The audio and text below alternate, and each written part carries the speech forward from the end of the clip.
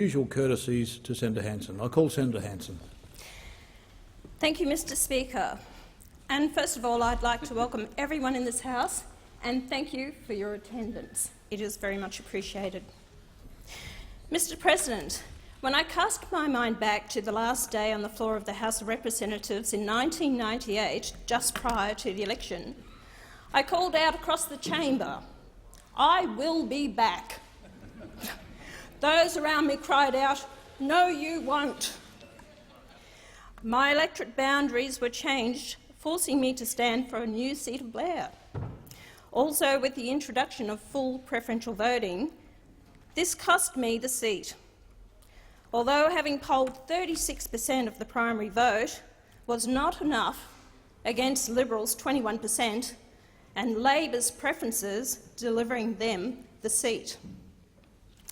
It has taken numerous elections, countless legal battles, and doing a stint in maximum security on trumped-up charges of which former Speaker Bronwyn Bishop stated, "I was Australia's first political prisoner to find myself here." Some call it persistence and tenacity. My daughter describes it as a Johnny Farnham comeback. I call it standing up and fighting for what you believe in and not allowing the bastards to grind you down. So to all my peers in this place and those from the past, I have two words for you. I'm back, but not alone. I cannot begin to express the pride and honour I have in being joined in this place by three of my colleagues. Senator Malcolm Roberts, also representing Queensland, New South Wales Senator Brian Burston and Western Australia Senator Rod Cullerton, elected under Pauline Hanson's One Nation. As a strong, united team, I guarantee we will make a difference. Mr President, it has been 20 years and 4 days since I last delivered my first speech in this House, a speech that shook a nation, woke up many Australians and gave hope to those who thought no one was listening. That speech was relevant then, and it is still relevant today. The problem is we have not had leaders with the foresight or the intestinal fortitude to cast aside political correctness. They have failed to discard old treaties and agreements that are not in our best interest and have signed new ones giving away our sovereignty, rights, jobs and democracy. Their push for globalisation, economic rationalism, free trade and ethnic diversity has seen our countries decline. This is due to foreign takeover of our land and assets, out-of-control debt, failing infrastructure, high unemployment or underemployment, and the destruction of our farming sector. Indiscriminate immigration and aggressive multiculturalism have caused crime to escalate and trust and social cohesion to decline. Too many Australians are afraid to walk alone at night in their neighbourhoods. Too many of us live in fear of terrorism. In my first speech in 1996, I said we were in danger of being swamped by Asians.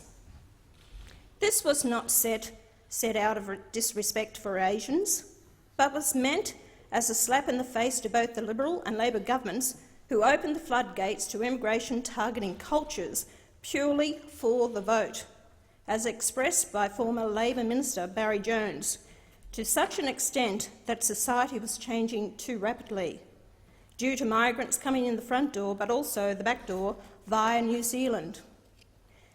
Now we are in danger of being swamped by Muslims who bear a culture and ideology that is incompatible with our own. I love my country, culture and way of life. My pride and patriotism was instilled in me from an early age when I watched the Australian flag raised every morning at school and sang the national anthem. Watching our athletes compete on the world stage, proud to salute the Australian flag being raised to honour them as they took their place on podiums.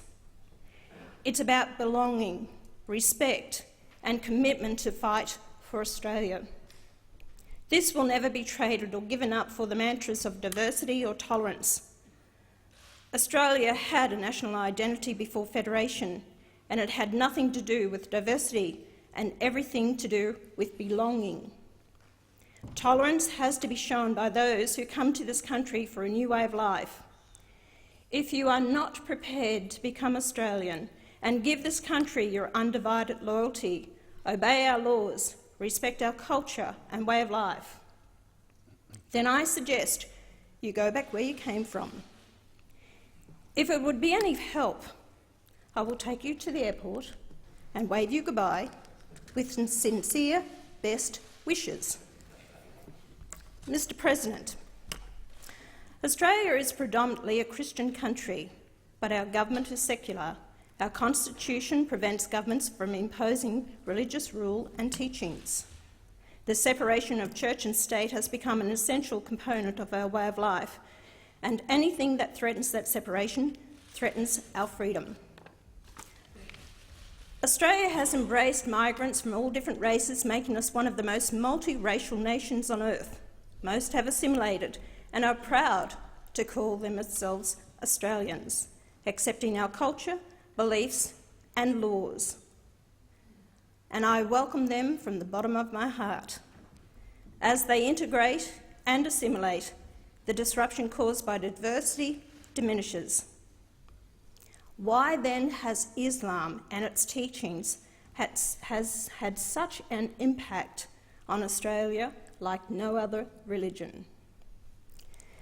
Islam sees itself as a theocracy. Islam does not believe in democracy, freedom of speech, freedom of the press, or freedom of assembly. It does not separate religion and politics. It is partly a religion, but much more than that. It has a political agenda that goes far outside the realm of religion. It regulates Muslims' social and domestic life, their legal system and politics, their total life. Australia is now seeing changes in suburbs predominantly Muslim. Tolerance towards other Australians is no longer the case. Our lower courts are disrespected and prisons have become breeding grounds for Muslims to radicalise inmates. Muslims are imprisoned at almost 3 times the average rate. The rate of unemployed and public dependency is 2 to 3 times greater than the national average. Muslims are prominent in organised crime with associated violence and drug dealing. Antisocial behaviour is rampant, fuelled by hyper-masculine and misogynist culture. Multiple social surveys find that neighbourhoods of Muslim settlement are suffering from collapsing social cohesion and fear of crime. Australians in general are more fearful. Terrorism is not only seen around the world, but is now a part of our society, with Muslim refugees involved in the Lint cafe siege, the Curtis Chang murder in Sydney, and the stabbing of the 2 police officers in Melbourne. The Grand Mufti and other Muslim leaders are deafening with their silence or lack of sympathy. Radicalisation is happening on our streets, suburbs, in mosques, yet our leaders continue to tell us to be tolerant and embrace the good Muslims. But how should we tell the difference? There is no sign saying good Muslim or bad Muslim. How many lives will be lost or destroyed trying to determine who is good and who is bad? Many more Australian Muslims have volunteered or tried to volunteer to fight for ISIS than we have in our own Defence Force. Asia has over 500 known terrorist suspects under surveillance. Civil tensions are on the rise across the country, led by Australians feeling the impact of Islam in their lives and distaste for its beliefs. Their tolerance to our customs has seen Christmas carols no longer sung at some schools and Bibles not to be found in most hospitals. Some public swimming baths have times set aside for Muslim women only, and driver's licences are obtained by Muslim women wearing the burqa and niqab. Prayer rooms are no longer provided in universities, hospitals, schools, airports and shopping centres to accommodate Muslims. Halal certification tax has been forced upon us, costing Australians approximately $10 million a year. Halal certification is not a religious requirement but a money-making racket, and certification is unnecessary for Muslims' welfare because non-halal products can be consumed provided the word Bismillah is said over the food and a prayer is recited. Muslims want to see Sharia law introduced in Australia. This law is the totalitarian civil code, which prescribes harsh feudal rules imposed on everything, firstly for Muslims, later for everyone. As long as Islam is considered a religion, Sharia conflicts will with our secular state. Islam cannot have a significant presence in Australia if we are to live in an open, secular and cohesive society. Never before in Australia's history have we seen civil unrest and terror associated with a so-called religion or from followers of that faith. We have seen the destruction it is causing around the world. If we don't make changes now, there will be no hope in the future. Have no doubt that we will be living under Sharia law and treated as second-class citizens with second-class rights if we keep heading down the path with the attitude, "She'll be right, mate." Therefore, I call for stopping further Muslim immigration and banning the burqa as they have done in many countries around the world. Burqas are not a religious requirement. Most Australians find them confronting, as did two of our former Prime Ministers. I am sure a lot of the women forced to wear them would love to cast them aside, but live in fear to do so. In addition, no more mosques or schools should be built, and those that already exist should be monitored with regards to what they are teaching until the present crisis is over. Sharia law should not be acknowledged or allowed, and Australian companies should be banned from paying for halal certification. Mr. President, Australians have never been permitted to vote on immigration and multiculturalism. When have we been asked or consulted about our population? We reached a population of 24 million this year, 17 years ahead of prediction. Governments have continually brought in high levels of immigration, so they say, to stimulate the economy. This is rubbish. The economy is stimulated by funding infrastructure projects, creating employment. What major projects have we had in this country for the past 30 years? How many dams have we built in the past 50 years? The only stimulation that is happening is welfare handouts, many going to migrants unable to get jobs. At present, our immigration intake is 190,000 a year. High immigration is only beneficial to multinationals, banks and big business seeking a larger market, while every day Australians suffer from this massive intake. They are waiting longer for their life-saving operation. The unemployment queues grow longer, and even longer when government jobs are given priority to migrants. Our city roads have become parking lots, schools bursting at the seams.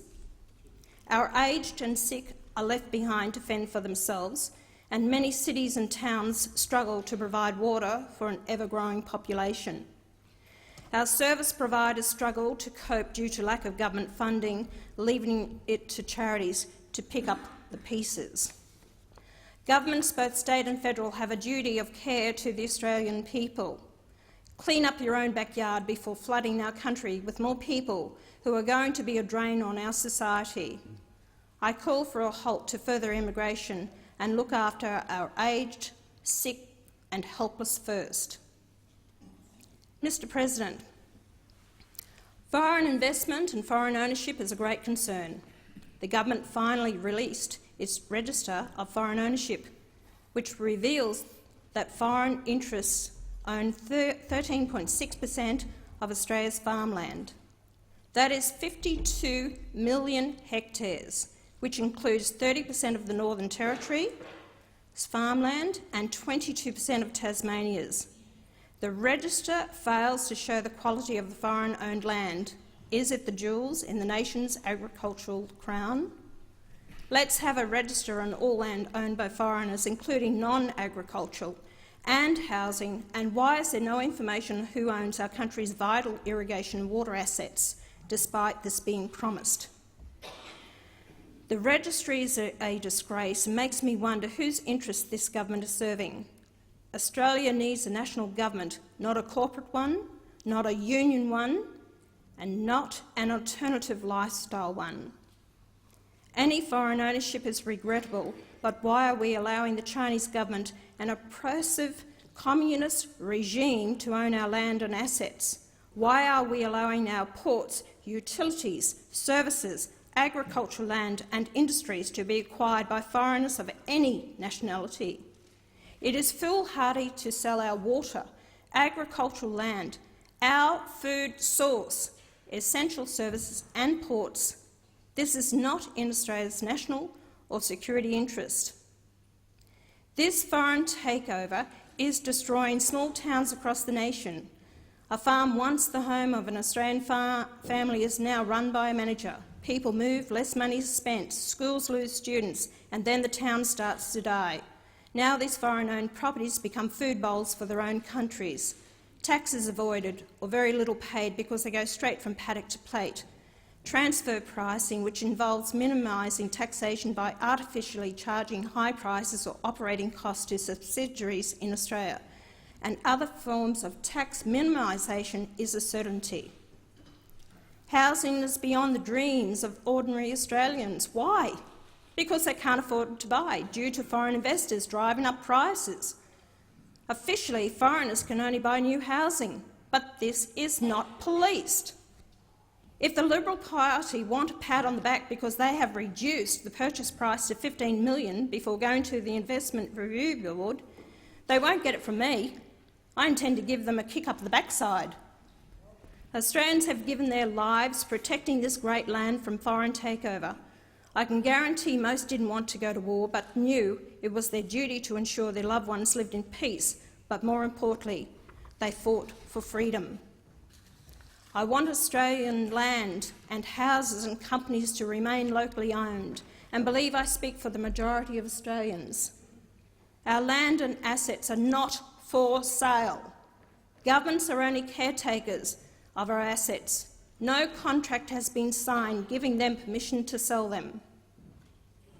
If they cannot rein in the budget with overpaid public servants, one being the head of Australia Post on $4.8 million per year, foreign aid, welfare fraud, politicians' lurks and perks, including former Prime Ministers, and backroom deals for government jobs, then get out of the job of running this country. I warn this government and future governments, you never miss the water till the well runs dry. Mr President, Australia's federal gross debt is currently $499 billion. Our interest payments are over $43.5 billion a day, $1 million a day. Wow, it's not million, it's million. $43.5 million a day. Out of control government spending, mismanagement of taxpayers' dollars, multinationals not paying their share of tax, and welfare that was introduced to provide for the aged and sick or as a helping hand to those going through tough times has now become a way of life for some and abused and rorted by others. Welfare costs the Australian taxpayer approximately $158 billion a year and is expected to rise to $191 billion by 2019-20. Nearly one half of our budget is spent on welfare. This is out of control and must be reined in. Farmers are screaming out for workers and small businesses have difficulty in finding people who want to work. Welfare is not a right. Unless you are aged or sick, it is a privilege paid for by hard-working Australians. I support the government in wanting to stop school leavers going immediately onto welfare. What message are we sending them? Teach them how to apply for a job, rather than encouraging them to become dependent on money they have not earned or worked for. Then we have the single mums having more children just to maintain their welfare payments, and Muslim men marrying multiple wives under their laws, then having multiple children at our expense while they collect thousands of dollars a week from the taxpayer. How many have ever held a job? Why would anyone want to work when welfare is so very lucrative? If people bring children into the world, it is their responsibility, not the taxpayers. Therefore, I propose that if a woman has a child, the taxpayer supports the first child. But if they have more, there will be no more increase to the welfare payment. Get a job and start taking responsibility for your own actions. Not only are we facing a crisis with welfare, but also with our health budget. It is also being scammed, abused, rorted and costing the taxpayer billions. The healthcare card has no identification on it, just name and number. Anyone can and does take another person's card when visiting a doctor, especially those who bulk bill. Prescriptions are collected at a cost to the taxpayer if the card holder is on welfare. Overseas tourists, illegals and those not entitled to Medicare use their families' or friends' cards. Let me give an example. One tourist visiting family fell sick, went to the doctor, used his cousin's Medicare card, ended up in hospital and died. The owner of the card had to admit it was not he. What happened, you ask? Well, he just had to pay the hospital bill. We have to stop the rorts, mismanagement and abuse of our taxpayer-funded services, whether it be welfare, health or education. If you want to access these services, then apply for an Australian identity card. You must prove you are entitled to apply for the card on a point system. There shouldn't be any complaints because applying for a $30 mobile phone plan is the same, so I won't accept do-gooders complaining about people's privacy. The card will have an identification chip, a photo and electronic fingerprint. If we are ever going to pull back our deficit, we must stop the thieves. If you are not prepared to apply for the card, that is your choice, but expect to pay full price for doctors, prescriptions and no more welfare handouts will be coming your way. Mr President, family law would be the most discriminate, biased and unworkable policy in this country.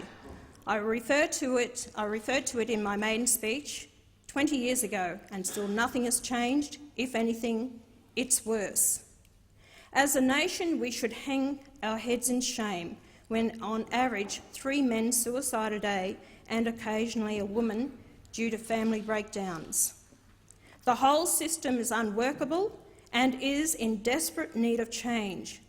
Children are used as pawns in custody battles where women are make frivolous claims and believe they have the sole right to the children.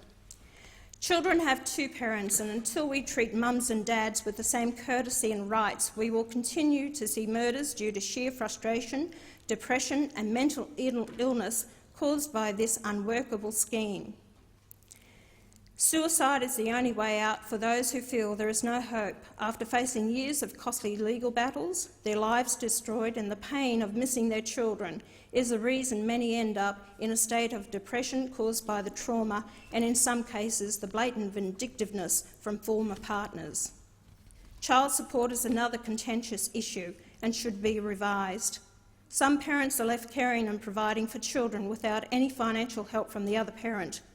Others refuse to work so they don't have to pay child support. The system needs to be balanced, taking in the age of the child on a sliding scale, and both parents' income should be taken into account. Non-custodial parents find it hard to restart their lives with excessive child support payments that see their former partners live a very comfortable life. Make it fair with both custody and child support, and most parents will gladly take on their responsibility.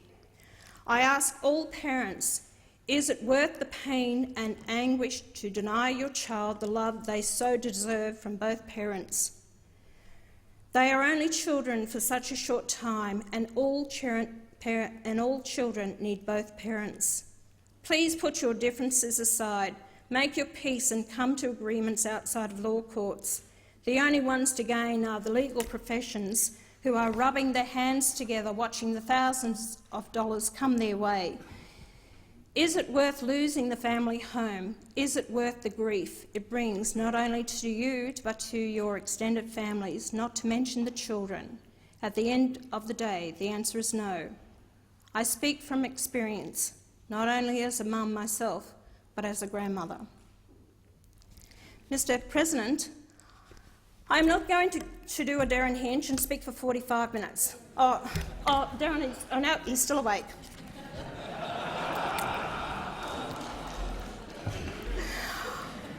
I have a lot more to say, but I've got 6 years in this place. Darren, sorry, you only had 3.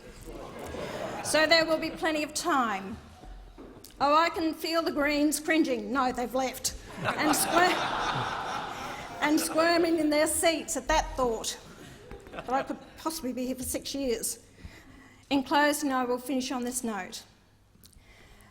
Very few of us ever travel or journey alone, and nor should we. Our loved ones and friends we have accumulated along the way are an integral part of who we are. 3 of my children are here today. They have been with me every step of the way, sharing my triumphs and battles, my high points and the lowest in my life. I didn't know my life was going to be such a roller coaster of a ride. I love you with all my heart. But I hate to tell you guys, it's not over yet. Buckle up. There are those who kept the political party I launched in 1997 alive for 13 years after I left in 2002 till I came back in November 2014. Special thanks to Ian Nelson for never giving up and asking me to come back and lead the party. James Ashby is a man I have the utmost respect and admiration for. Like myself, the establishment has also kicked him about unfairly. Your dedication and hard work beside me was a clincher that saw me win not only my seat but also the other senators. With deep appreciation and sincerity, thank you. Thanks to Soraya Berrick. You took on a task unbeknown to you, from performing as a professional violinist to running a political office and campaigns. You have been invaluable. A couple of strangers came along at the right time, helped me spread my wings, giving me the support and assistance I needed that sees me standing on this floor today. They are no longer strangers but dear friends.